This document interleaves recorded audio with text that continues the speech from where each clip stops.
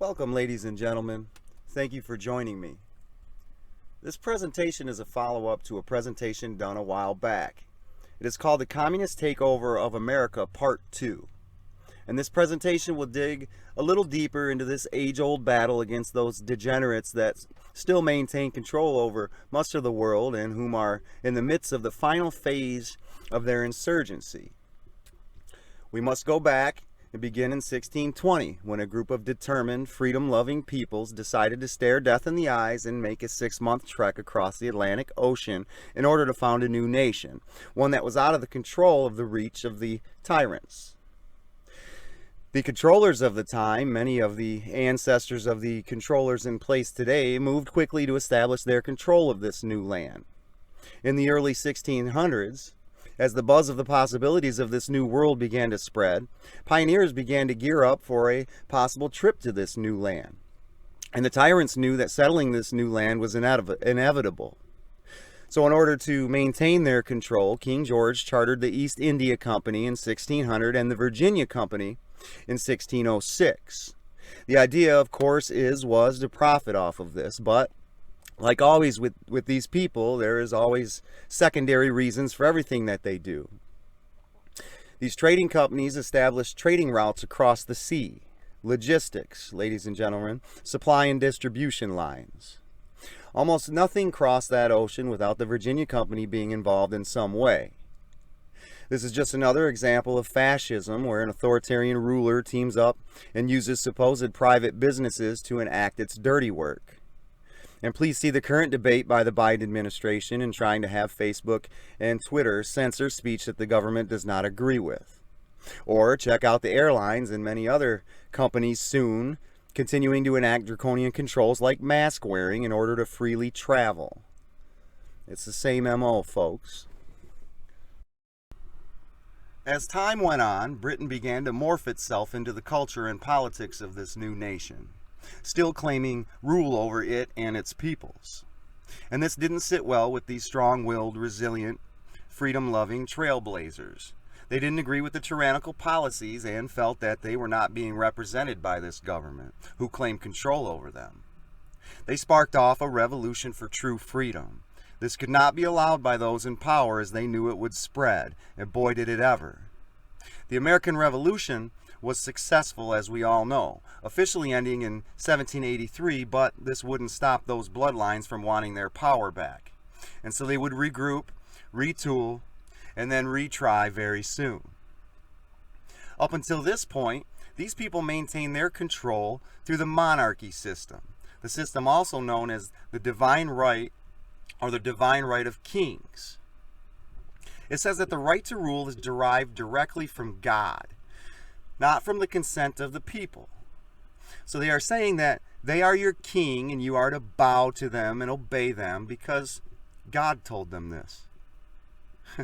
Trust me, he really did tell me that.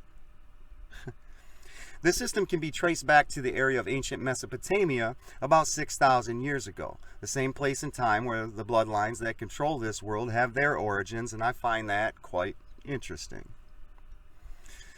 These controllers knew that the peoples of the world were beginning to question this divine right to rule scam, and with this new thing in place now, known as the Constitution, where the people are derived rights directly from their God, completely cutting out the scam of having this middleman known as the king, this divine right scam would no longer work. They needed something else. No current system out there could work for them. They would need something new. In the meantime, immediately following their defeat to the Americans, the bloodline controllers continued to do what they do best, destabilize. And so they continued to attack America through their proxies, like in the Northwest Indian War from 1785 to 1793, or the Barbary Wars in 1800. Then there was the Black Hawk War in 1832, an insurgency fought against the Black Hawk's British band, and many more conflicts. This bought them enough time for them to roll out their answer to the end of the monarch system. This new government would exploit the Grand Canyon-sized gap between the haves and the have-nots. Remember, folks, at this point in history, ladies and gentlemen, there was hardly any middle class to speak of. There were the ridiculously wealthy and the poor.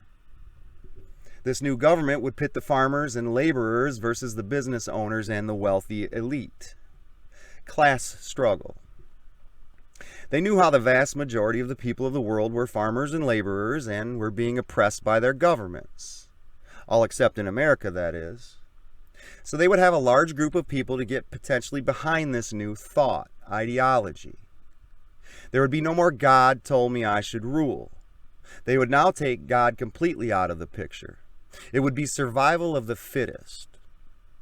Not privilege that someone was born with and given to them for their life. No, they should have to earn it, just like the rest of us. In the rat race, survival of the fittest. And in the meantime, eventually, the picture of the Lord on the living room wall would become a picture of the current leader, just like we saw in China with Mao, or in North Korea with Rocket Man's grandfather. They would call it communism. It wasn't anything new to them. They had been implementing it through their agents, the Jesuits in South America, since the 1600s. They called them communes or reductions, because they would have the local Indian populations work and make goods that the Jesuits would sell to the European markets and then distribute money back to the people, however, a very small percent of that profit. The rest went to them, the Jesuits. They would want this government to function in the same way, where the government would control production and then distribute the profits amongst the people as the government sees fit. Over the last 50 years, up until this time, the bloodline families had been able to expand their propaganda machine through the creation of many publishing companies now controlled or created by their Freemason proxies. In 1848, the controllers decided to launch this new ideology through their Masonic-held publishing companies worldwide. They enlisted a Jesuit, a Zionist, a mystery school initiate named Karl Marx to be the front man. The Communist League in London commissioned the manifesto, which was originally published in German. At the time, it served as a political rallying cry for the communist movement in Europe. And in fact, over the next decade after the publishing of this manifesto, we can see riots spark off all across Europe. But let's not be quite so naive, folks. It wasn't simply the information found in this document that sparked off these riots. It was also pre-planned and choreographed by the bloodline controllers. Let's break this down a little bit briefly. Let's use an example like the tearing down of supposed racist statues. This concept is, or was, pushed by the communist bloodline controllers. It's not an opinion held by the majority. Yes, some sheep get behind it, as these types seem to follow whatever it is that the TV and social media tells them to. And back in the 1840s and 50s, there was no TV. The state-of-the-art mainstream form of information dissemination was through literary works, writing. And then, of course, the most important part is the publishing and distribution of works, both of which was almost completely controlled by the Freemasons. There was no social media to fake an issue as being the most popular subject being talked about, as Facebook and Twitter do with their quote-unquote trending section. The pushing came from their publishing companies, putting this new ideology front and center, making folks think that this is the issue of the day, when in reality it is a very minority opinion. Fake revolution, folks. What these people do best. Completely skew reality. This Communist Manifesto was the cover story. They needed a reason for these destabilizing riots. The people would be suspicious with a dozen organic anti-government riots for no apparent reason. But this manifesto was the perfect cover. This particular point in time can mark the beginning of the current plan to enslave the world into a one-world authoritarian government. This offensive, launched almost 175 years ago, is culminating into a final battle for it all, folks. This is what we are all currently witnessing right now at this moment. It all began in February of 1848. The controllers wasted no time. The riots in Europe were just the beginning. The main prize was and is America. However, the system that these patriots built was very hard to bring down due to the many checks and balances put in place, but also to a particular spirit. a particular spirit living deep down inside these brave, freedom-loving trailblazers. They wouldn't be tricked so easily. The controllers would need something good.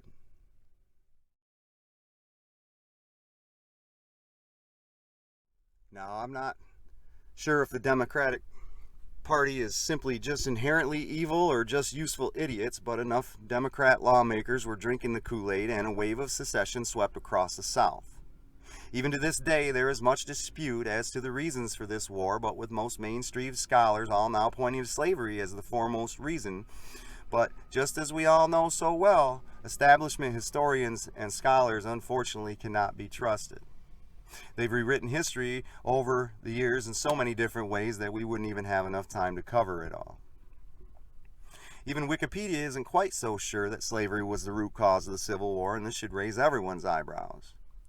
In any event, whatever the real reasons for this was, the whole nation eventually chose a side, and on April 12, 1861, 1 month after the inauguration of Abraham Lincoln, a patriot not affiliated with the mystery schools, making him their mortal enemy, this Civil War went hot.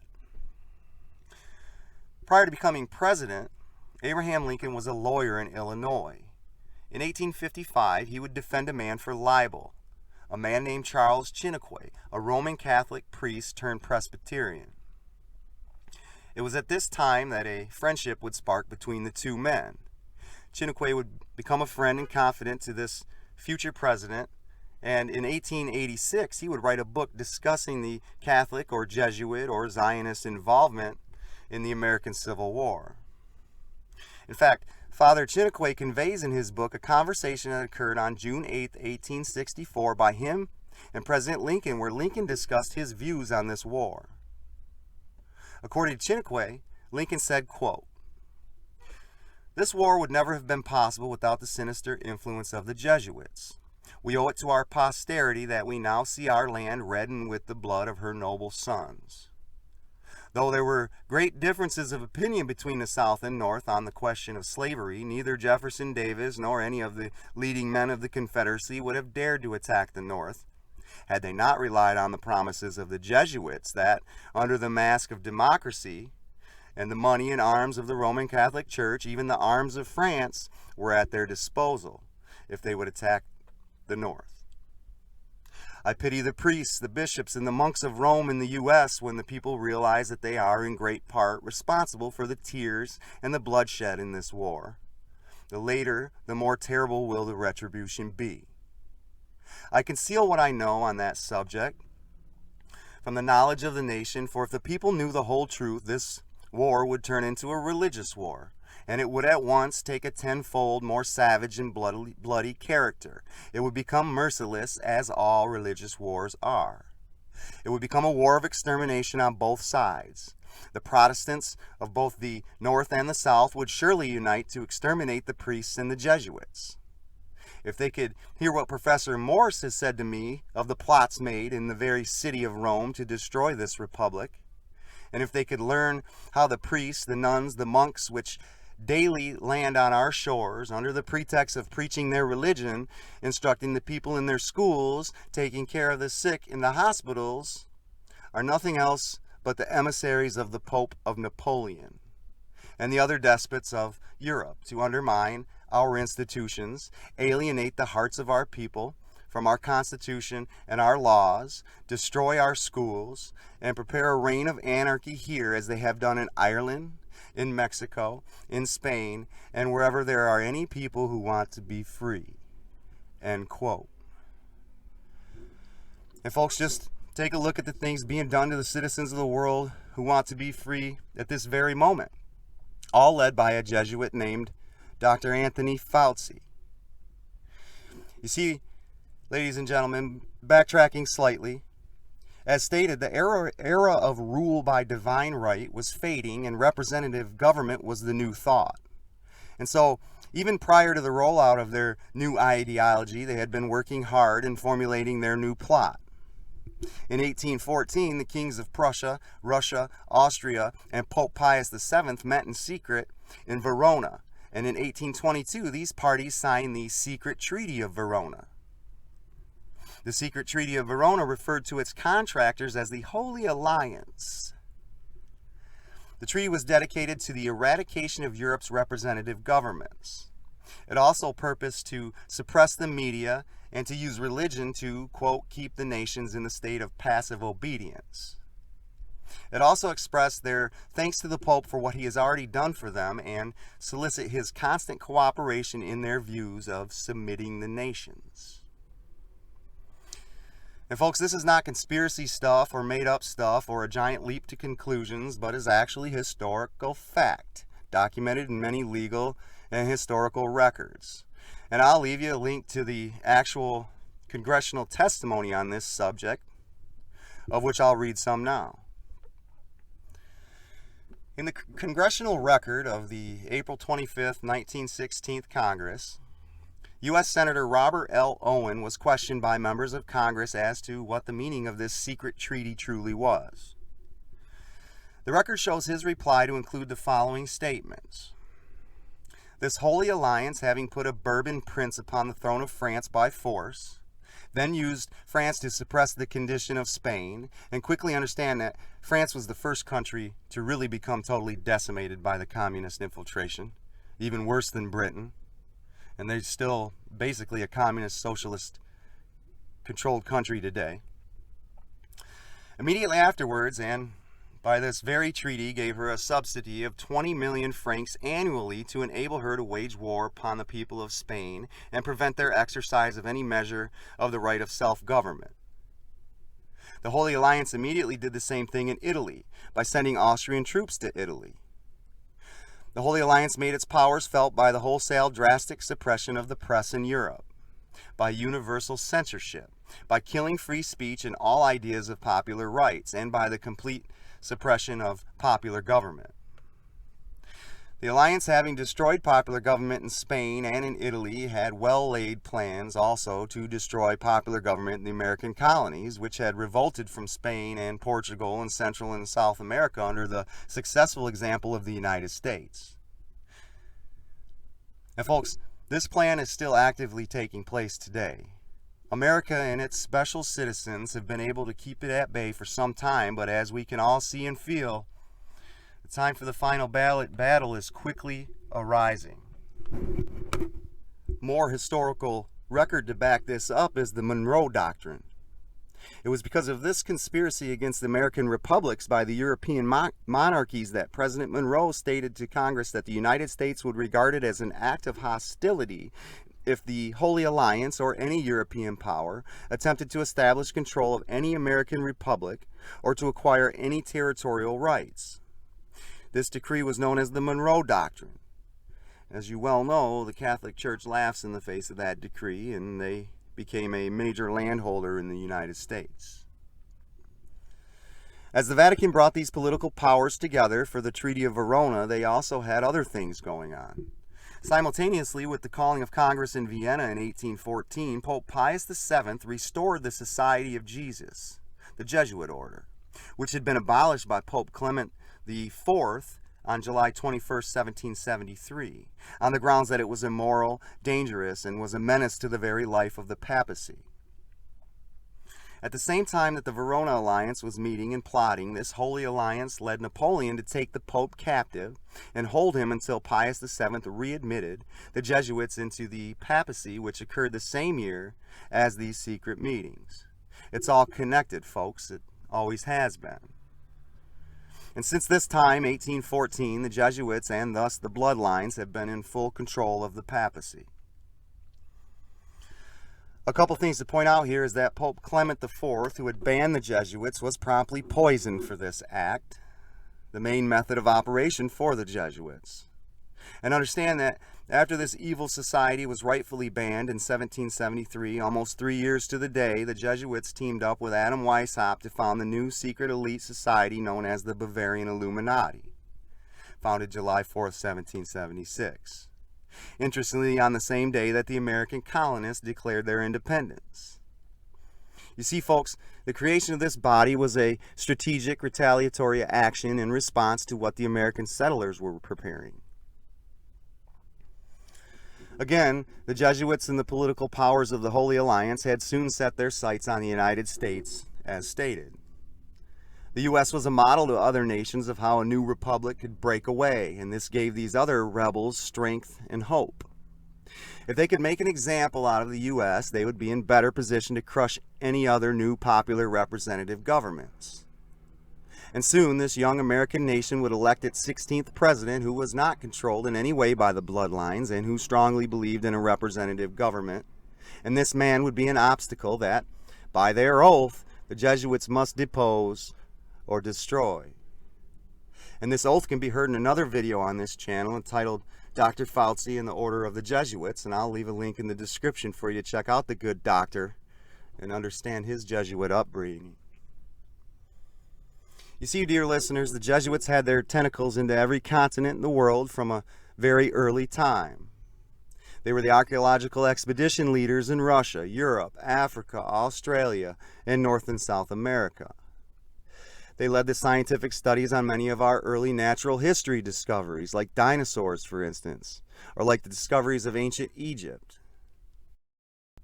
This allowed the bloodline controllers to get the information first and to shape it into their own story. And as a certain discovery over the years would arise, like a skeleton that is much older than what history tells us is possible, like a primate or early human of some kind, they were always there to debunk it, cast doubt upon it, or to outright hide it. One could liken it to if the world began to make regular expeditions to Mars to study the life, climate, and history, but all the expedition leaders were bloodline-controlled Jesuits. When they arrived back to Earth with their findings, how would any of us know whether these findings are true?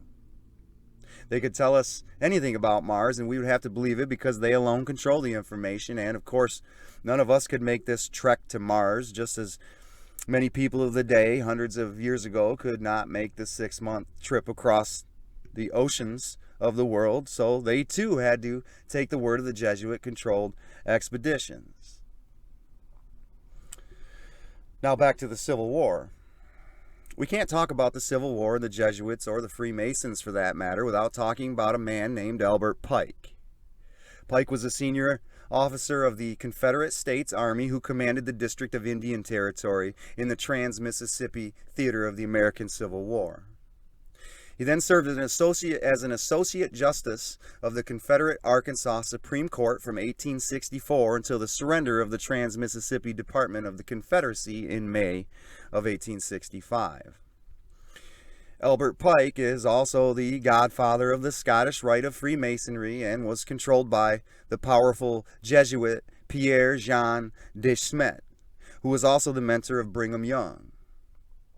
They would eventually take control of all factions of Freemasonry during their Council of Wilhelmsbad in 1782, just an extension of the consolidation efforts began by Adam Weishaupt in 1776 in his founding of the modern Illuminati.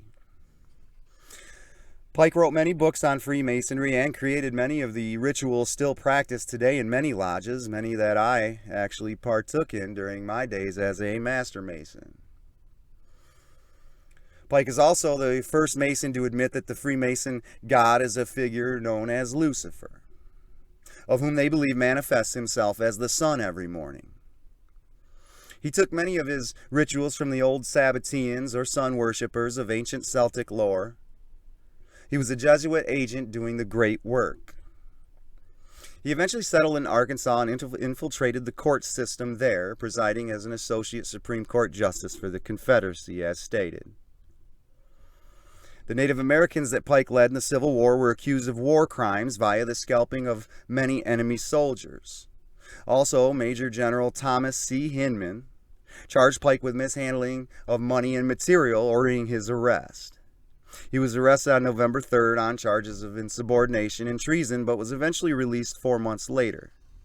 And folks, you don't hear much about that in mainstream history books, but it's true. So true that Pike himself applied to President Andrew Johnson for a pardon, disowning his earlier interpretation of the U.S. Constitution. Once again, a scumbag, corrupt, freedom-hating mystery school agent. Lincoln's views on the Jesuits are harsh, and true, I might add. But this isn't enough to charge them with his assassination. But there may be more. When we take a look at the wanted poster for the conspirators, we only find 3 people: John Wilkes Booth, David Harold, and Mary Surratt's son, John.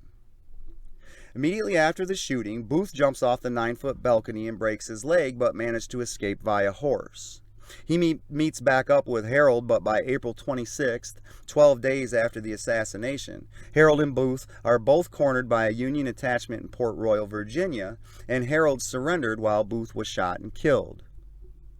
While this was taking place, the 3rd accomplice from the wanted list, John Surratt, who was at Ford's Theater that night, however chose a different escape route. First, at the outbreak of the war, John Surratt gave up his current studies in favor of joining the priesthood and began studies at St. Charles College in Maryland. He joined the Confederate Army as a courier and part-time spy, and of course he would be a spy. Almost every single prominent Jesuit that ever existed is primarily an intelligence agent. It's precisely what they do, save for assassinating people who are in their way, as was the case here. Shortly after Lincoln was shot, Surratt was on a ferry to Montreal, where he hid out under the care of 2 Catholic priests, Father Boucher and Father Lapierre, for 5 months, where he then disguised himself and caught a boat to Liverpool and took shelter at the Church of the Holy Cross. John Surratt was eventually tracked down by the U.S. State Department about a year after his fleeing to the College of the Holy Cross in Liverpool. He was found within the Papal Zouaves, which were an infantry battalion, later a regiment, dedicated to the purpose of defending the Papal States. Named after the French Zouave regiments, the Zouavi Pontifici were mainly young men, unmarried and Roman Catholic, who volunteered to assist Pope Pius IX in his struggle against the Italian unificationists. Quickly, so you understand, the unificationists were created specifically in response to the controller's imposed Congress of Vienna. Another bloodline created Hegelian dialectic. And the unificationists wanted to reunite Italy, and this just could not be. The controllers needed the division right now, as they were attempting to implement one of their quote-unquote great resets, as we all have heard so much about lately. And folks, that's what they've been doing for centuries. Once the people begin to get wise to a particular bloodline imposed ideology or system, they do a controlled demolition of this said system, but are there and ready to roll out the new one.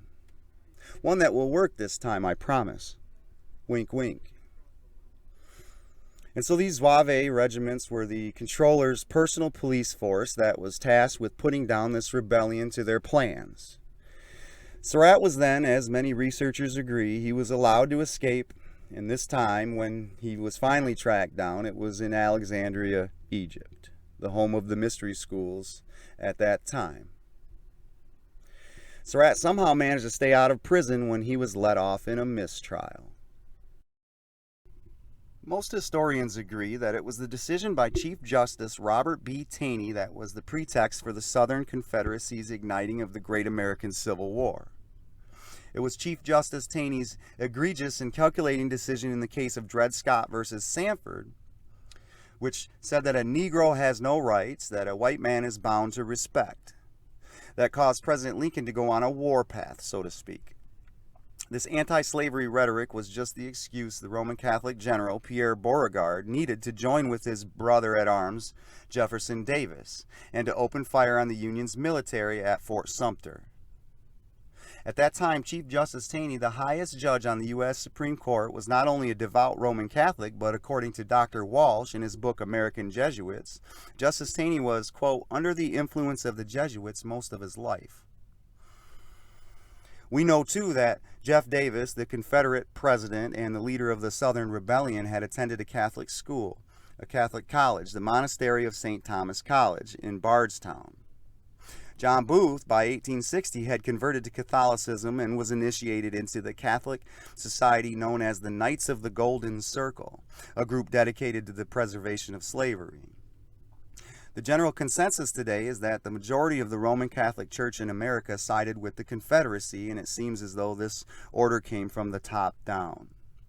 In fact, if it were indeed the Jesuits behind the assassination of Lincoln, then one could point to the letter written by Pope Pius to Jefferson Davis, where the Pope refers to him as, quote, Honorable Mr. President.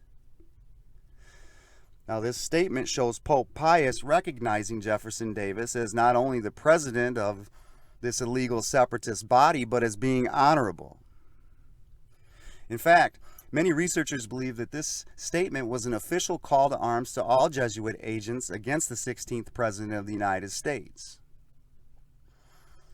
And quickly, understand these quotes, dear listeners, and this is just a few of many. Quote, the Pope may reprimand kings and punish them with death. From the high-ranking Jesuit St. Tyrrell in his book Of the Pope, chapter 30, page 296. Or, a man condemned by the Pope may be killed anywhere. From the high-ranking Jesuit Lacroix. Or, we may kill anywhere a man prescribed by the Pope because the Pope has at least an indirect jurisdiction over all of the world, even in temporal things. From the high-ranking Jesuit Theologia Moralis. Union General Thomas Harris, who was appointed by President Johnson to sit on the military tribunals that was to try the co-conspirators, later wrote a book entitled Rome's Responsibility for the Assassination of Abraham Lincoln. And on page 19 he wrote this, quote, it would seem that the Jesuits had had it in mind from the beginning of the war to find an occasion for the taking off of Mr. Lincoln. That means assassination, which is the favorite policy of the Jesuits, assassination. World War I was another great reset orchestrated by the bloodlines in order to further their consolidation of power. The goal, as has been since the late 1700s, was to weaken the United States in as many ways as possible in order to eventually take control of her. This war was more so about their consolidation of Europe to prepare for a later, larger, more controlled attack on America that would come in just a few short decades. One very important area of their power consolidation plans at this time was to finally institute a communist government upon a whole nation. They would do this in Russia, as this was their best opportunity, and their war would enable it. First, they dragged Russia into a world war, knowing it would soon begin to weaken the country. As the Tsar had to pump more resources into the war effort, famine creeped in upon the Russian people. Economic allocations for the people get less and less as money used in the past for infrastructure now was allocated towards the war. More than 2 years of total war placed enormous strain on Russia's underdeveloped infrastructure and contributed directly to the collapse of the Tsarist regime. But this collapse had a little help from the communist Bolsheviks. The first thing we must understand is that this was a Zionist movement. In fact, the whole ideology is really a Jesuit concept, and thus most likely a Zionist one. The Bolsheviks took over Russia and thus began a long, dark, totalitarian winter in Russia, where it would evolve into a world power during the Second World War and into a superpower shortly thereafter. And folks, how does a communist country survive 2 world wars? And not only that, but to emerge from the second one a superpower? I mean, we haven't seen one succeed for any real period of time, a communist regime. Did they have some help? Almost every single high-end main player in this revolution was Jewish. From Lev Borisovich Kamenev, or should I say Leo Rosenfeld, or Grigory Zinoviev, or maybe I should call him by his birth name, Hirsch Applebaum. Or maybe it's one of the most famous communist revolutionaries whose birth name you've probably never heard of, like Lev Davidovich Bronstein, or better known as Leon Trotsky. Even the soon-to-be dictator Adolf Hitler could be connected to this, and why not? It's all been part of a centuries-long plan of subversion, with all of it being directly connected and all of it being part of one larger overall plan. Hitler's soon-to-be mentor was a large player in the Bolshevik Revolution. Eugene Levine was a German communist revolutionary, one of the leaders of the short-lived Bavarian Council, the son of wealthy Jewish parents, born in St. Petersburg, Russia on May 10th, 1883. His father, Julius Levine, was a self-made man who had amassed a large fortune, and this was one of the reasons that this man accrued so much pull within this movement, his money. This unfortunate event was pivotal in moving this violent ideology from pen and paper to flesh and blood, moving from an idea on paper to a violent, bloody, practical implementation.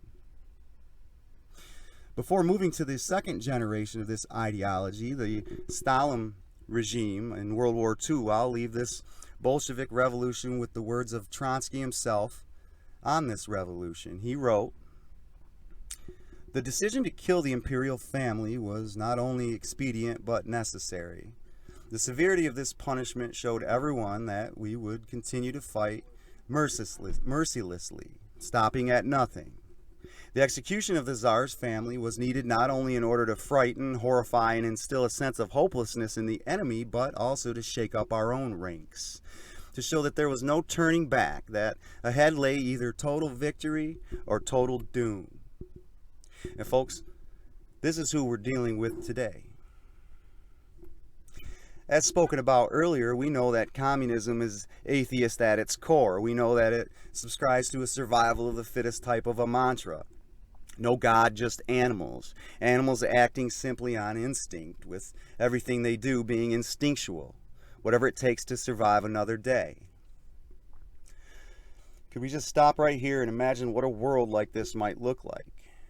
This atheistic stance ends up being just a short leap away from Satanism or Luciferianism. And if this ideology were ever married to the ancient sun-worshipping mystery schools, and many researchers out there have come to this conclusion, these sun worshippers who worship Lucifer, the fallen star, who see Lucifer as that big bright orb in the sky that oversees mankind and gives the earth those special circumstances that allows for vegetation, food, and thus life, then we can see that this is a very convenient matrimony, and the worship of Satan would not seem so far off. If you don't think that these mindsets are related, just check out the 45 Goals of Communism in America. I covered some of them in the part 1 of this video. Basically, in a nutshell, the goal is to take God out of the country and replace it with the communist leader. Destroy the family and allow the government to raise your children, and to degenerize the whole of the country's culture by taking minority viewpoints and magnifying them, like transgenderism, abortion, homosexuality. Remember, folks, the Jesuits are one of the most disciplined of the mystery school sects, and they play a very, very long game. In fact, it's generational. Also, keep in mind that just after the bloody end of World War I, less than a year later, really, the Zionists were able to install their Federal Reserve Bank upon a war-weary, still emotional America. Moving towards World War II, we can see that the communists have now consolidated their power in a substantial way. After all, they've gained control of a whole country, with established industry and a long history of success. Now, this is the part of the story that gets a little bit cloudy, or since we are dealing with the mystery schools, we could say it gets a little bit muddy, because as we've always said on this channel, these people are best at muddying the waters and creating confusion. And well, this Second World War, if you care to research it properly from the proper sources, you'll find that this conflict may be one of the most confusing ever. We see some very unlikely allies, along with some very unlikely adversaries, like the USSR and the Nazis. These communists, in the case of the USSR, and the socialist, nationalist country in Germany, both run by authoritarian governments, seems like a good fit for becoming allies. And as mentioned earlier in this presentation, we all know by now that Adolf Hitler was associated with many of the most influential Bolshevik leaders, all of whom were Jewish. And if you'd like to do a little more research on your own, you'll find a major connection with Hitler and the Rothschilds. You may even find a Jewish bloodline associated with him. Another head-scratcher is the US-USSR alliance, capitalist and communist. Enough said. And I understand the official line in the history books. It was a marriage of convenience on the part of the U.S., and I can definitely buy that. It's Russia's stance that I'm interested in. It seems as though, as stated moments ago, that the USSR and the Nazis would have made a much better marriage. Up until this point in time, the United States had been able to swat back and squash most any attack sent its way by the bloodlines. It seems that the people were too smart, loved their sweet freedom. Ever since its founding, America has always considered itself an isolationist, but after the bloody First World War, this became official doctrine in America, and this could not be. The bloodline controllers need division and war and death, especially when it comes to America, their precious target that they so desperately want to, in fact, need to control. America needed to be lured into this one. So they began their next phase over in their newly consolidated continent of Europe. I suppose we would begin with what seems to have started it all. First was the inauguration of Hitler as the Chancellor of Germany on January 30th, 1933. I'd like to briefly butt in here and let you folks know that Hitler was most likely an initiated mystery school agent. We know about the Vril Society and Madame Helena Blavatsky, and if you don't know, then you should check out a few episodes that Bill Cooper did in his mystery school segments from the Hour of the Time and get caught up. Upon his installation as Chancellor of Germany, official reports claim that there was some uprising against the Jewish population in Germany. According to Wikipedia, examples of Nazi violence and harassment including placing and throwing stink bombs, picketing, which picketing is a form of peaceful protest, and shopper intimidation, humiliation, and assaults. Now, something smells funny already, ladies and gentlemen. The first thing that we must grasp is perspective. Understand that time period, and understand, please, that there was an anti-Jewish sentiment, not rampant, but there was some of this type of activity occurring not just in Germany during this time period, and for some time period prior to this, but also occurring across all of Europe.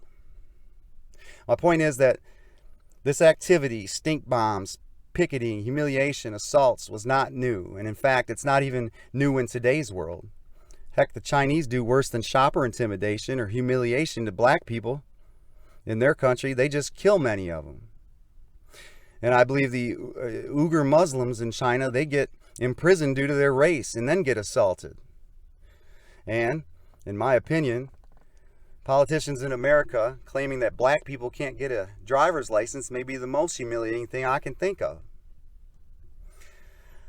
According to establishment sources, the Jews around the world, from Paris to London and from Warsaw to New York, banded together and by March 20th were staging protests across the world and urging for a boycott on all German goods as a response to German aggression against Jews in Germany.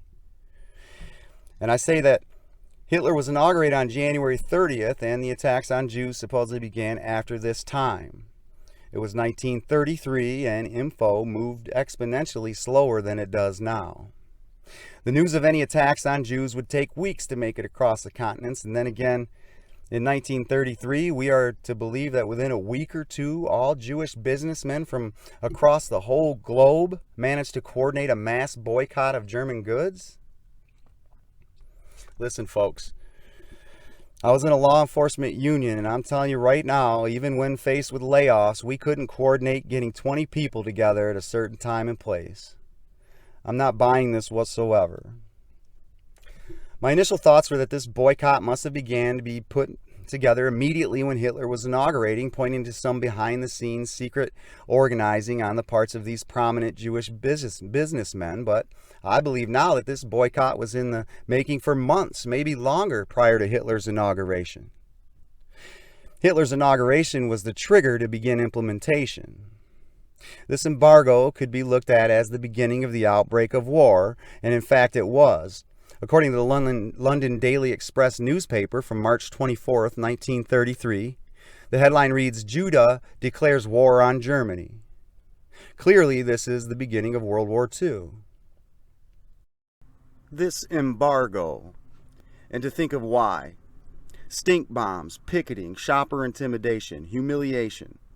This boycott officially began in March of 33, and so Nazi officials called for a one-day boycott of all Jewish goods. But it would be lifted if anti-Nazi protests ceased. It did not. So April 1st, 1933 marks the first government-sanctioned act of aggression or otherwise against the Jewish people in Germany. The Nazis deployed their brown shirts to harass Jewish businesses and to agitate. Reminds me a bit of Antifa today. And so even in the official story, it seems to show the Jews firing the first shot, setting off a deadly chain reaction resulting in an in-kind retaliation back and forth until it gets out of control. As things ramped up in Europe, Germany turned its head to the Soviet Union. The official line is that the Nazi officials believed that the USSR was preparing to attack Germany from the rear, and so they decided to launch a surprise attack on the Soviets in June of 1941. This attack was more fierce than imagined, and Nazi officials openly stated that they badly underestimated the Soviet equipment and fighting skills, and thus this offensive, which was to end by winter, would now drag on for years. Pressure was now mounting in America for some sort of action. And ladies and gentlemen, this was the bait used to lure the U.S. in. FDR, a 33-degree Freemason, signed the Lend-Lease Act in March of 1941, which allowed the U.S. to send equipment, money, and food to any nation being targeted by German aggression. Remember now, folks, stink bombs, picketing intimidation, and humiliation is how this began. The average U.S. citizen could not have cared less about European affairs and wanted nothing to do with war. They did, however, due to a controlled propagandized media, accept the U.S. government's support for Russia and Britain and was okay with sending aid. But this wasn't enough for those controllers behind the scenes. No, things had to get worse and the U.S. had to be involved on the ground. And so on December 7th, the day that lives in infamy, the Japanese struck Pearl Harbor in a surprise attack. A surprise to those on the ground at Pearl Harbor, but was it a surprise to everyone? For the sake of time, please go check out the circumstances surrounding this attack and notice many of the clear signs that were missed. Many researchers have concluded that this attack was known in advance but was allowed to occur. Hegelian dialectic: create the problem, the surprise attack, get your preferred reaction, the U.S. entry into the war, and then control the end solution. We now have all-out war. Exactly what those behind the scenes intended for. War industry was booming, and so was banking, and just go ask the Bush family, because they were making their family fortune at this time, helping to finance the Nazi war machine with the Harriman brothers. Aside from all the money that the bloodlines were making, is something else, something that seems to always fly under the radar, sometimes even more important than money to them, and that is intelligence. It's at this time that they really began to ramp up their state intelligence services. It seems as though by 1939 the bloodlines knew of the Manhattan Project and what was coming, and so knew too that America would not be weakened enough for implementing a new system. And so they went full speed ahead on their plan B, which was to infiltrate from within. Up until the middle of World War II, the U.S. was the only major country that did not have a state intelligence agency. They quickly expedited one by 1942. They called it the OSS. President Franklin D. Roosevelt was concerned about American intelligence deficiencies. On the suggestion of William Stevenson, the senior British intelligence officer in the Western Hemisphere, Roosevelt requested that William J. Donovan draft a plan for an intelligence service based on the British Secret Intelligence Service, MI6, and Special Operations Executive, SOE. And we'll speak on those two individuals shortly. After submitting his work, Memorandum of Establishment of Service of Strategic Information, Colonel Donovan was appointed Coordinator of Information on July 11, 1941, heading the new organization known as the Office of the Coordinator of Information. And ladies and gentlemen, let me repeat that last line, quote, known as the Office of the Coordinator of Information, folks. Again, the Coordinator of Information. Information is information. What is it when one's information is coordinated for them? If you ask me, I don't need nor do I want someone coordinating my information. It seems as though, based on their own definitions for their own department heads, that this intelligence agency's main objective was to coordinate or harmonize or put the puzzle pieces together or tailor the narrative for you. This seems to be the goal from the beginning, and once we start looking at the original creators of this agency, things will really start to make more sense. And we might as well start with Wild Bill Donovan. Donovan attended St. Joseph's Collegiate Institute, a Jesuit-established institution at which he played football, acted in plays, and won an award for oratory. He went on to Niagara University, a Catholic university. Upon further digging, it is found to be established by Vincentian priests, and upon further research, it's found that St. Vincent was indeed of the Jesuit sect of the Catholic Church. And folks, you can't make this stuff up. His father, in fact, was the secretary for Holy Cross Cemetery, another Jesuit-founded body. Considering the priesthood, Donovan ultimately decided he wasn't good enough to be a priest. With the exception of studying law, Donovan eventually transferred to Columbia University. Donovan was one of the bloodline agents for most of his adult life. He was sent to Berlin in 1916 on behalf and at the expense of the Rockefeller Foundation, seeking to persuade the governments of Britain and Germany to allow the shipment of food and clothing into Belgium, Serbia, and Poland. And folks, don't be fooled. This was simply a way to establish control over the distribution lines into those three countries. The ability to have a direct line in and out of those countries with the intent of establishing intel cells within those countries. As this would soon be critical, what with a fresh world war ready to rear its ugly head very soon. Donovan began to work with William Stevenson, the head of the whole of the British spy services in the Western Hemisphere. Stevenson is the guy of whom James Bond was portrayed as. His code name was Intrepid. As head of the British Security Coordination, Stevenson handed over British scientific secrets to Franklin D. Roosevelt and relayed American secrets to Winston Churchill. In addition, Stevenson has been credited with changing American public opinion from an isolationist stance to a supportive tendency regarding America's entry into World War II. Now, dear listeners, remember, earlier in this presentation when we spoke of having to draw the U.S. out of its isolationist stance and into this world war. Seems even Wikipedia will give the credit to this guy. He served England in World War I, and after, he attempted a few unsuccessful business ventures in Canada, but then moves to England.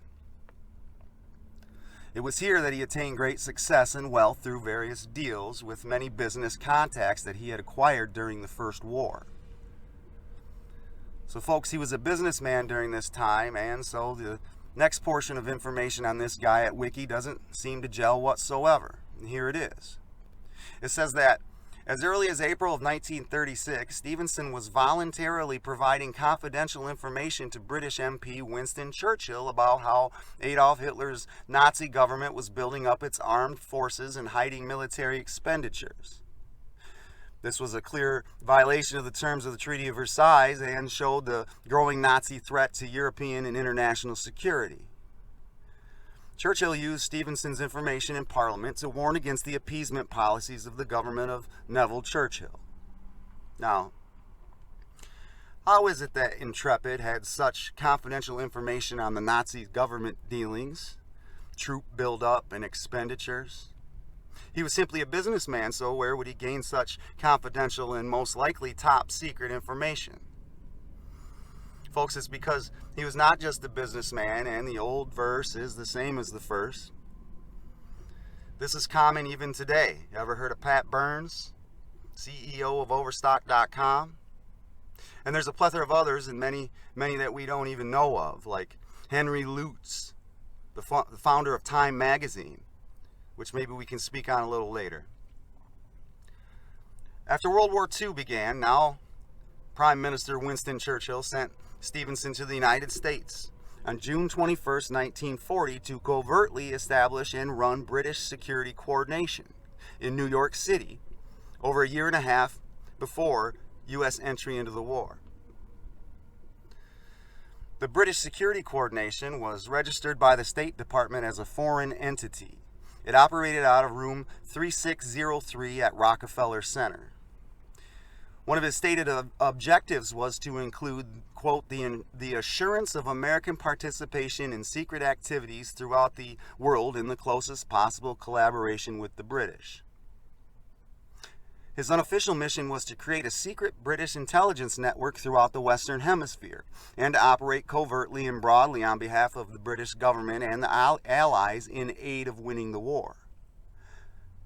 And folks, if you think state intelligence agencies share their most important and secret and thus powerful intel with other countries, especially a new up-and-comer, you are sadly mistaken. In fact, that is counterintuitive to what a state intel service does.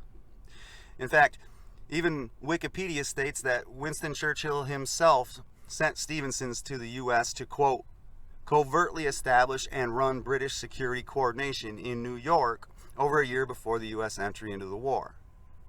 And its stated open objective was to, quote, secure the assurance of American participation in secret activities throughout the world with the closest possible collaboration with the British. It seems as though the whole OSS really was set up by the British. And it's probably safe to say that the British, still under control of the bloodline families, most likely did not have America's best interest in mind. One could argue that the British needed America in order to win this Second World War, but that's if you subscribe to these events as being organic. But ladies and gentlemen, I don't believe much of this conflict at all was organic.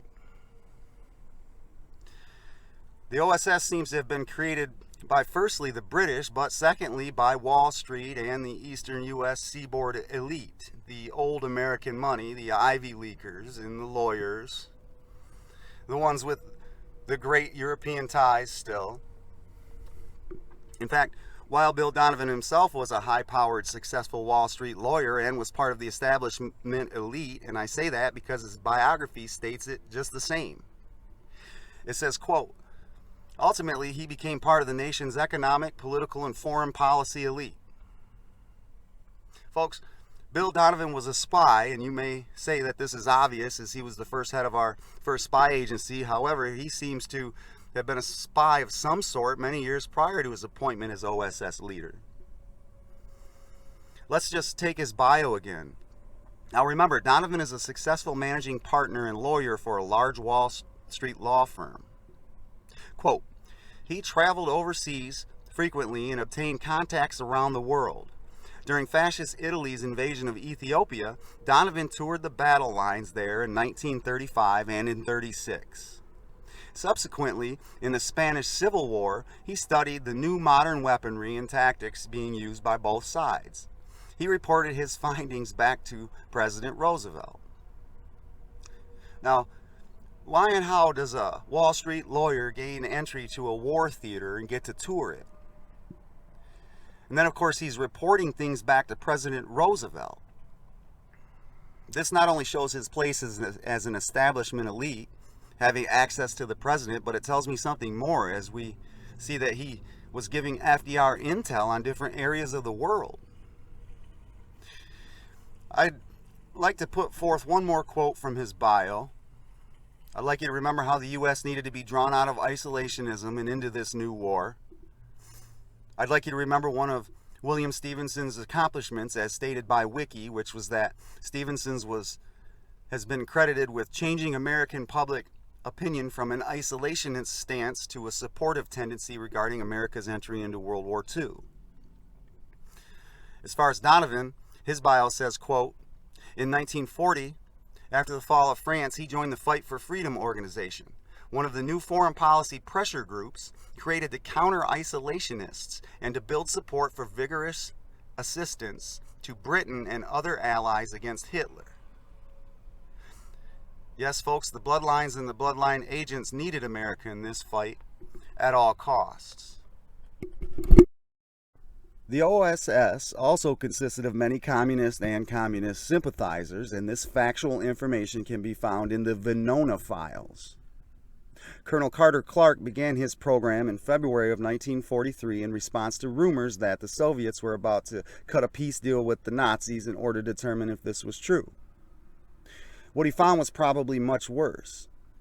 A sophisticated spy ring filled with communist sympathizers, with many eventually being outed as outright Soviet spies like Duncan Lee, whose correspondence was picked up by the Venona surveillance in 1942, showing him as a Soviet double agent as proven by the declassified CIA documents on this scumbag. Of course, later, Ethel and Julius Rosenberg were also eventually snagged after being picked up by Venona. But there were many, many more. Analysts have suggested that the rampant communist sympathizers in the OSS had to do with the fact that these supposed professional, smart, educated, well-traveled, connected spies could not see any more than one step ahead of them.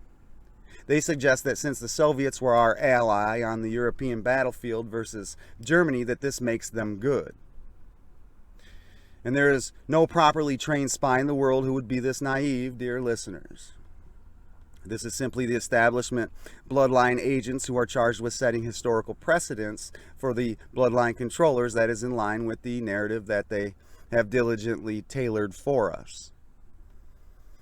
These agents, whom always seem to be the authority of the day, whether it's history, science, or media heads, they are there to shape historical events into a tightly fitted narrative, one that controls your whole reality. It's a lie. These folks were Soviet agents because the entire organization was created by bloodline controllers, of whom at this time had teamed up with the ideology known as communism in order to infiltrate the United States with the goal of establishing themselves and their new spy network as the most extensive of all countries in the world. They knew that the U.S., with its unique system, could allow for an endless budget and endless resources. They knew that if they were seen as good freedom fighters who were there to protect the United States from these despicable enemies and to protect the less fortunate countries of the world of whom were being oppressed by these rogue leaders, then the U.S. and its citizens would get behind it and would be happy to give up some tax money for this righteous cause. And so the OSF was off and running, and Bloodlines now had created a spy network within the country that they knew would soon be the sole superpower of the world. Knowledge is the only real power, and to control the world's most extensive intelligence gathering body means that this organization would become by far the most powerful body within the U.S. government. And if the U.S. is the sole superpower, then this organization becomes the most powerful organization in the world. And since it's commonly accepted that knowledge that the Manhattan Project had been infiltrated probably at least by 1943 or sooner, then it's safe to say that the bloodline powers knew what the eventual outcome of this war would be. And I'm contending here that is at this time, when the bloodlines understood the Manhattan Project and what was coming, that it's at this time that the bloodlines moved to a strict infiltration operation rather than a head-to-head military one, as it had not yet worked up to this point. And with that new position as superpower that the U.S. would soon emerge from this war as, they knew that they would no longer be able to defeat America through any military action. And so they knew that this would be the only way to bring down America. But they also knew that the OSS would soon be ramped down after the end of this war, as the OSS was a military-controlled body. So the plan was to create a new government body, one that would remain in place as long as the U.S. was a nation. So in 1947, the CIA was created by Harry Truman. This guaranteed a steady stream of cash each year, but also allowed for this cash to be kept a secret, classified. Classified so as to protect whatever secret mission it is that they are conducting. But you got to take their word for it. They may say they need $10 billion for black ops in Central Africa, for instance. Once the money is allocated, there's no real way to track this money to determine if it's being used for said purposes, because nobody really knows the said purpose. One interesting event that occurred right after the CIA got up and running was the Chinese Cultural Revolution and the installation of Mao Zedong. The CIA's hands were all over this supposed organic world event. And if you notice the timing of this event, you'll find that this officially occurred less than 3 years after the creation of the Central Intelligence Agency. 3 years is just about the right time to devise and implement a plan like this. Research John S. Service from the U.S. State Department. That was his front occupation. He, like most of the now dismantled State Department 7th floor employees who were all mostly spooks, John S. Service is one of the first double agents that the CIA slipped into a different government agency. And looking at the power structure of the American government, it would make sense that the State Department was the first government agency targeted by the newly created, bloodline-created CIA. John Service was born in China to missionary parents. And folks, I'd like to butt in and comment here. Remain leery of these Americans born overseas and to missionaries. It's a very, very common cover used by spy agencies of the world. Based on what we can find on Mr. Service, it leads me to believe that he comes from a family of spies. He went to elementary school in Shanghai, American school in Shanghai. But at some point he moved to California and graduated high school from Berkeley at age 15. Wikipedia vaguely explains his introduction to the U.S. State Department. It simply states that, quote, Service was first assigned to a clerkship position in the American consulate in the capital of the Yunnan province. It doesn't say when or who gave him the job or how he initially even applied. 2 years later, Service was promoted to Foreign Service Officer and sent to Beijing for language study. In 1938, he was assigned to the Shanghai Consulate General under Clarence E. Goss. And if you check into Goss, you'll probably find that he was Service's handler. Service was known for what they called China hands. China hands was a term originally referred to 19th century merchants in the treaty ports of China, but came to be used for anyone with expert knowledge of the language, culture, and people of China. In 1940s America, the term China hands came to refer to a group of American diplomats, journalists, and soldiers who were known for their knowledge of China and influence on American policy before, during, and after World War II. And this is why Service was in charge of Chinese relations before, during, and after World War II. During the early war years, Service wrote increasingly critically harsh reports on the nationalist leaders of China at the time. Their names are Kuomintang and Chiang Kai-shek, whose regimes would later be annihilated by Mao. And I'd like to butt in again and point out that Mr. Service was following the same exact method of operation, the same exact thought process, the same exact narrative that the current leaders of the world today follow. Nationalism is bad, no matter what. It makes one start to think about the various Hegelian dialectic solutions that come out of the Second World War, like, well, how nationalists are horrible, racist people. If nationalists are hateful racists and their nationalist government never work and they all eventually become racist tyrants like Hitler, then there is only one other way forward: globalism. And folks, in case you all haven't noticed yet, globalism benefits only one group of people, period: the international businessmen. End of story. Service criticized the Chinese nationalist governments as fascist, undemocratic, and feudal. This caught the attention of John P. Davies, a Foreign Service officer working as a diplomat who was eventually fired based on Joe McCarthy's outing him as a communist sympathizer.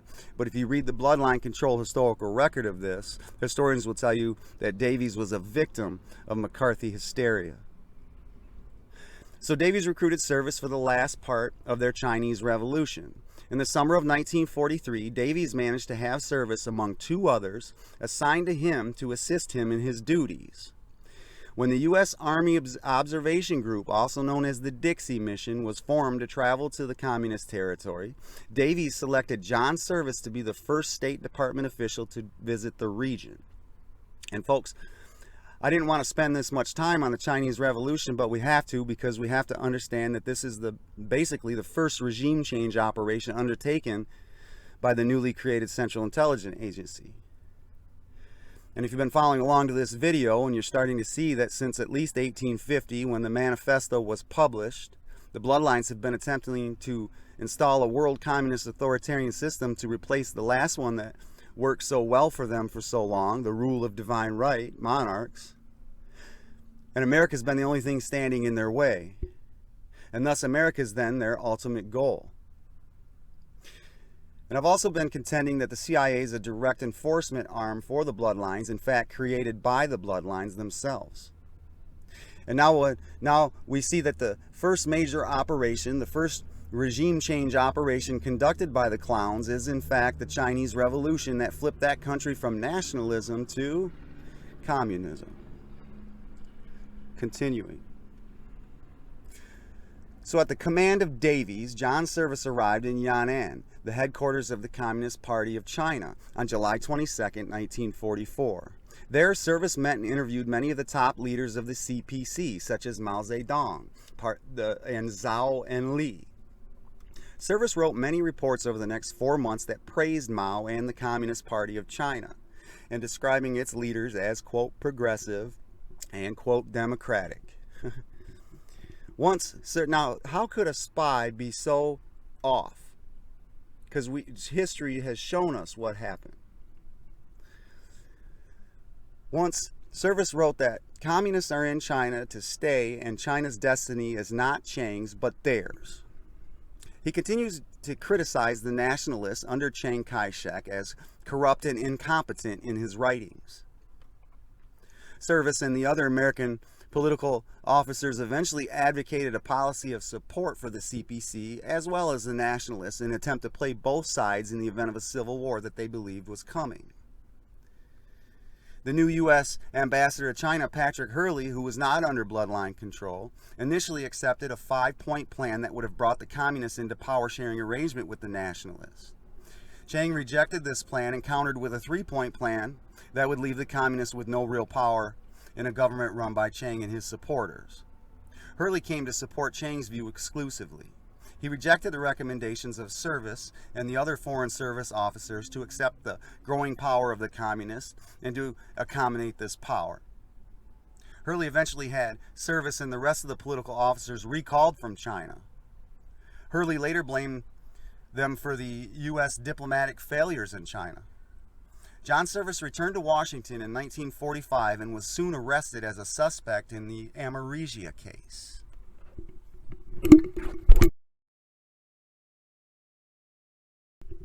He was accused of passing confidential U.S. materials from his time in China to the editors of the spy front Amarisia magazine. And this was a big affair with many conspirators involved worldwide. However, a controlled grand jury declined to indict Service, finding that the materials were not sensitive and were of a kind commonly released to journalists. 5 years later, he was dismissed from the State Department after Joseph McCarthy accused him of being a communist. The former Foreign Service officer challenged the dismissal in court. Ultimately, the U.S. Supreme Court ruled in his favor, and he was reinstated at the State Department. In between his initial legal success in the Amarisia matter in 1945 and his dismissal in 1950, Service had 3 overseas assignments. Eventually, in March 1950, he was ordered from his ship docked in Yokohama to return to Washington, where he would answer charges leveled against him. In D.C., FBI surveillance recorded that Service met with Amarisia editor Philip Jaffe on April 19, 1945 at D.C.'s Statler Hotel. Service, according to the microphone surveillance, apparently gave Jaffe a document which dealt with matters the Chinese had furnished to the United States government in confidence. In China, Service had established a reputation for meeting with communists, reporters, and anyone who might provide information for his duty. Former ambassador to China and the man that I claim to be his handler, Clarence Goss, testified later during the McCarthy era and was able to clear Mr. Service of any wrongdoing. Eventually, FBI investigators broke into the offices of Amarisia and found hundreds of government documents, many labeled secret, top secret, or confidential. Service was arrested as a suspect. FBI Director J. Edgar Hoover wrote that he thought he had an airtight case against Service. However, when the Justice Department submitted its evidence to a federal grand jury, they elected to indict Jaffe, but by a vote of 20-0 refused to indict Service. Obviously, folks, this man was seriously protected, and now we all know why. 5 years after Amaresia, March 14th, Senator Joseph McCarthy accused Service of being a communist sympathizer in the State Department. Service was cleared of the charges by the Senate Foreign Relations Subcommittee on the investigation of loyalty of State Department employees, also known as the Tidings Committee. However, a final review board found reasonable doubt as to Service's loyalty, and Secretary of State Dean Acheson ordered his dismissal. In the, quote, Red Scare turmoil of the early 1950s, John P. Davies and other diplomats were blamed for the fall of China to the communists and were forced out of the State Department. Red Scare turmoil, folks. That's what they call the investigation into guys like Service. But you've just heard most of the facts involved with Service and China and spying. How can one call this Red Scare turmoil? Or hysteria, as they did? There seems to be tons of reasonable doubt as to whose side Mr. Service was on. To label it as such is very telling. The next large-scale operation conducted by the CIA was the Cold War itself. Most here are very familiar with this era and understand it as a massive-scale military nuclear arsenal buildup between the two world powers, superpowers that is. One that put the world in a position of having to fear a nuclear strike at any moment, day or night. A very scary, dangerous situation. One with the fate of billions in its grasp. Anything could go wrong at any second, and things could slip out of control, and the whole world would be destroyed. Very risky business. But not if one is controlling both sides of the conflict, as the Bloodlines did. By controlling both sides, they could use very strong language coming out of, say, the Soviet Union, strong enough to scare the daylights out of the citizens of the USSR and of the US, allowing for the citizens to be so afraid and uncertain of things that they listen with bated breath and follow all directions given to them by their government leaders. This Cold War then obviously allowed for pretty much total control of the two world superpowers, while also making billions of dollars for the defense contractors, of whom are and were bloodline controlled at that time. During this time, we see the regime change in Cuba, with its beginnings found in the early 1950s, again, folks, just after the creation of the CIA. Jesuit agent Fidel Castro eventually took control of Cuba in 1959 and consolidated it into a communist state. The Cold War also opened the door for more conflict because, remember, folks, division, conflict, fear, the three things that keep you in a state of being controlled and confused. So the Bloodlines would activate their agent in North Vietnam named Ho Chi Minh. Well, one of his names was Ho Chi Minh. But like most spies, he had many, many other names. He is also a hard guy to find and any early info on. In fact, check out this paragraph from Wiki. Quote, "The details of Ho Chi Minh's life before he came to power in Vietnam are uncertain. He is known to have used between 50 and 200 pseudonyms. Information on his birth and early life is ambiguous and subject to academic debate. At least 4 existing official biographies vary on names, dates, places, and other hard facts, while unofficial biographies vary even more widely. So Ho Chi Minh, or whatever he goes by, was activated to begin the conflict in Vietnam.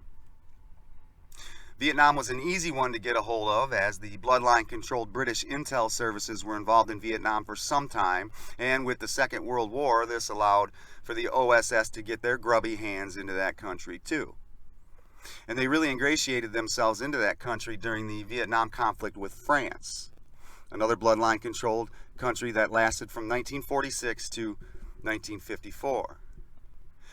And again, if I could butt in, I'm claiming that one of the main reasons for this French-Vietnamese conflict was to get their intel operators inside of Vietnam in order to implement their real plan for this country, which was another war to drag America into, and another communist state. More fear and control, while still dealing America a death by 1,000 cuts, in order to weaken it enough for a final takeover. The U.S.-Vietnamese conflict would drag on, but America would overcome. It was also at this time that the bloodlines began to ramp up their social part of their plan. They began to foment an open cultural revolution in America during the 60s and 70s. They really began to push their communist goals at this time with the helps of groups like the Weather Underground and Bill Ayers or Frank Marshall Davis. Do you guys know the first secretary of the Communist Party? A man named Nikita Khrushchev? Well, on October 16, 1960, he addressed the UN prior to his departure and return to the Soviet Union. In closing his speech that day, he made the famous proclamation that the U.S. would be defeated without a shot being fired. Ladies and gentlemen, if he were alive today, he would see this plan in its final stages. The final stage, when the brainwashing was so great that they could put all the communist pieces into perfect place over the decades without anyone noticing. And then, when they have almost total control of media, tech, government, Hollywood, law enforcement, business, etc., they simply flip the switch from what you all thought was democracy to communism. The Cold War finally came to an end, as planned by the bloodlines, as we see Mr. CIA himself, George H.W. Bush, overseeing the fall of the Berlin Wall. The tearing down of that wall was symbolic to the fall of communism in Europe. Go back to sleep, folks. Communism is washed up. It's no longer a threat. And to make sure that communism was no longer a direct threat, the bloodline controllers created another boogeyman, a new one. One to turn the people's attention from communism, which they've been trained to focus on their whole lives, since the 50s anyway, to jihad. The wall falls in 1989, and by 1990, we then begin to see a global jihad begin. And most scholars and historians will tell you, and they have many papers published that state that the world sees a dramatic increase in radical Islamic terror beginning in 1990.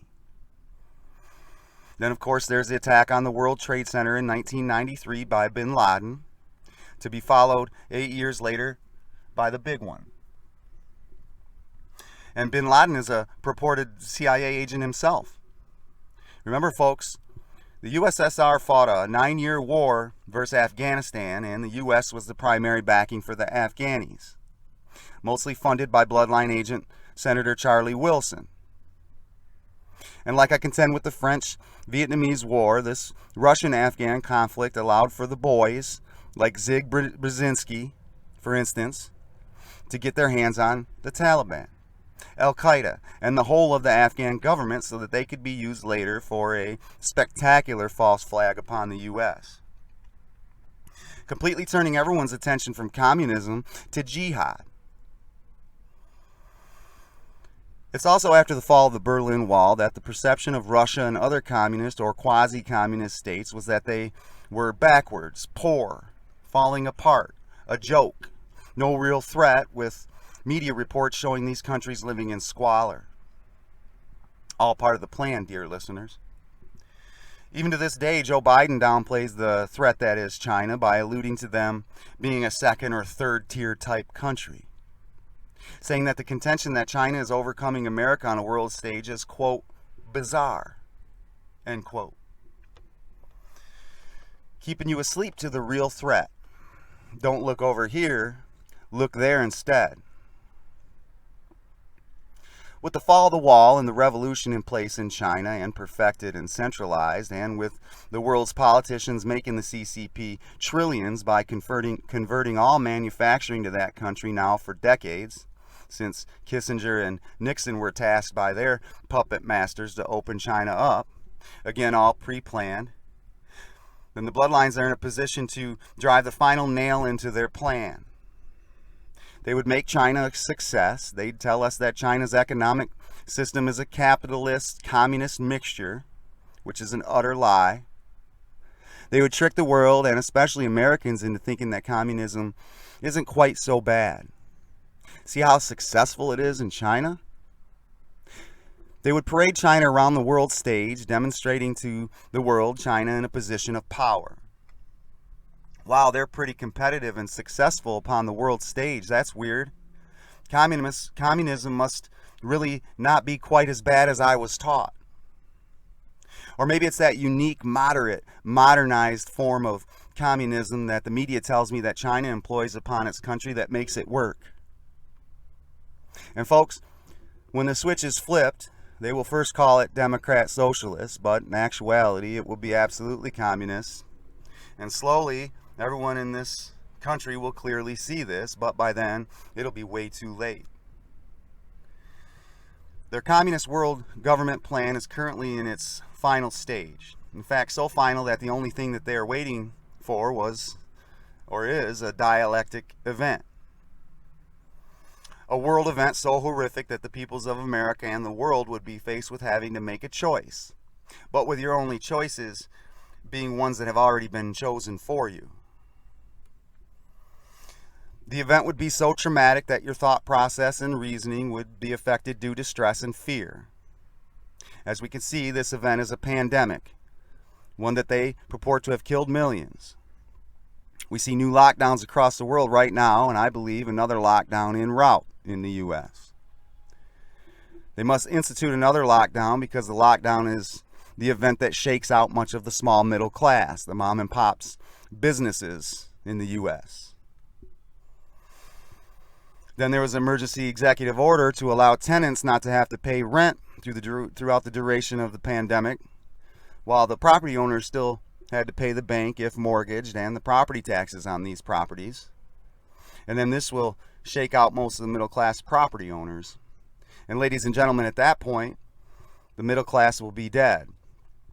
And the banks and the government will own all the property, and the corporations will own all the businesses, and we'll be left with only two classes, the lower or worker class folks and the elite. This, my dear listeners, would be a perfect situation for a communist government to rise, as this is how we have seen them all do so. And this is indeed the plan. To summarize this whole plan, we begin with the Jesuits and their communes or reductions in South America. From there, they enlist one of their agents and their publishing businesses, and they release the Communist Manifesto upon the world. Then they use their influence to push it. At the same time, they use their agents on the ground to create an organic movement towards this ideology, like the riots that broke out in France shortly after the publishing of this manifesto. From there, they attempt to take over America using a civil war, with the communist Jesuits in control of the Confederacy.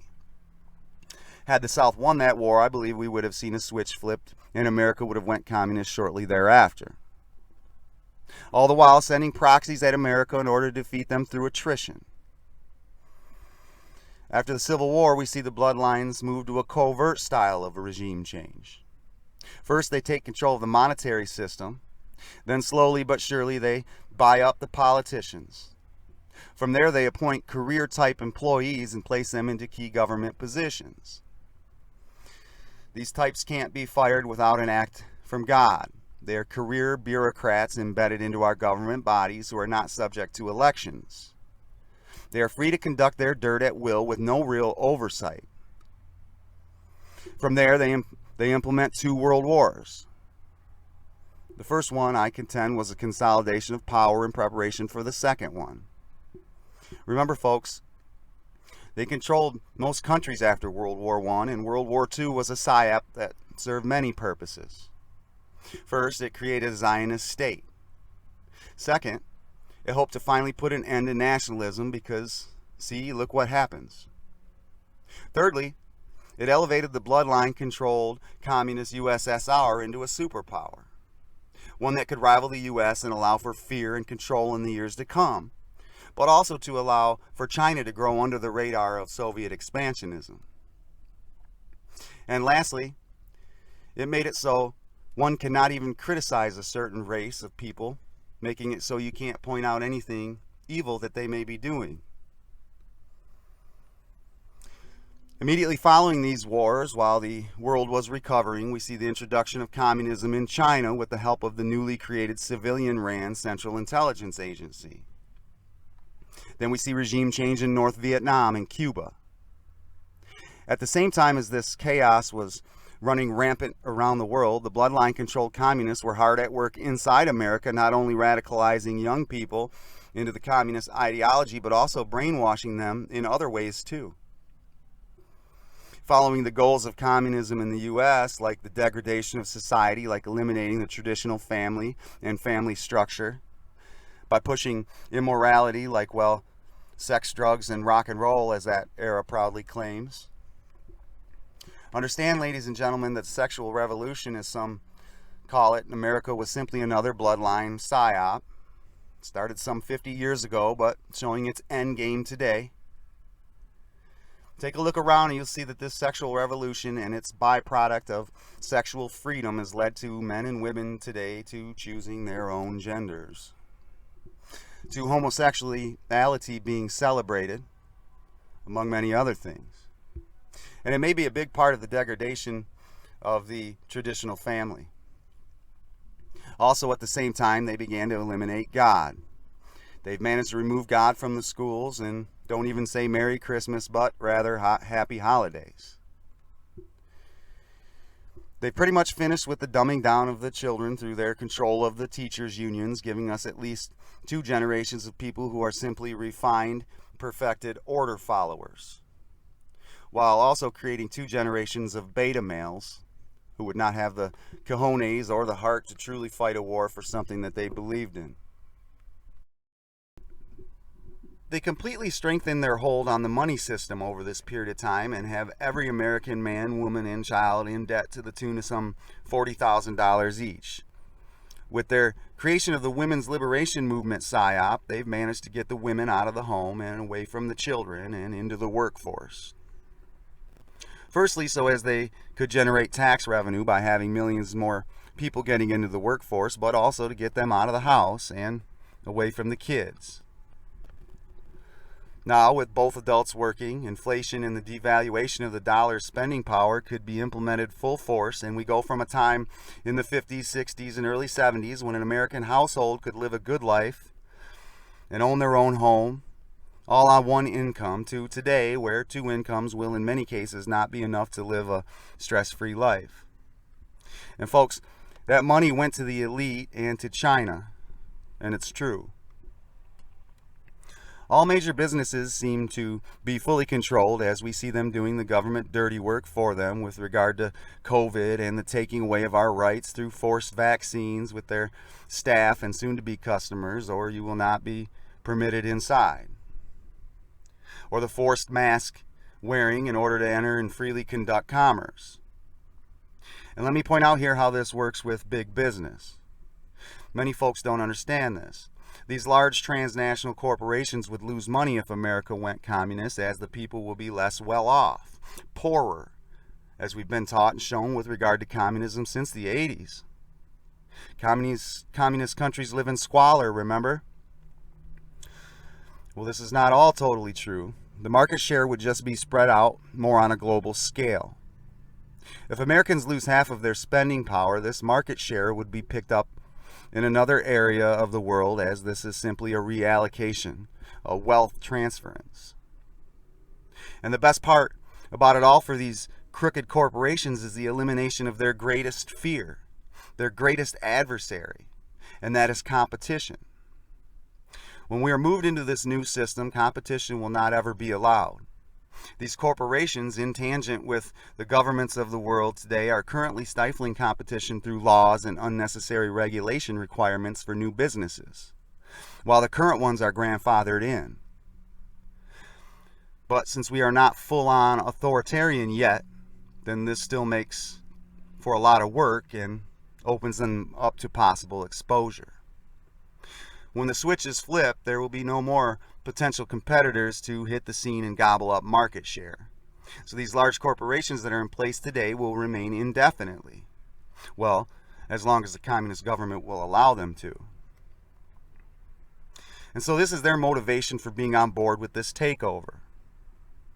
They have obviously taken almost full control of the media, along with Hollywood and with Everyone's so dumbed down, trained their whole lives just to follow orders and get their information only from establishment authorities. And with these establishment authorities all controlled, establishment authorities, I mean the main players like MSDNC, CNN, or the New York Times, etc., or the Dr. Fauci types inside government bodies, or the CDCs. These folks are doomed to be sheep herded to their own slaughter. Brainwashed to believe that there was no way that America would or could go communist. Right up until this point where the switch is flipped. And as Khrushchev said, without even firing a shot. Thank you, ladies and gentlemen.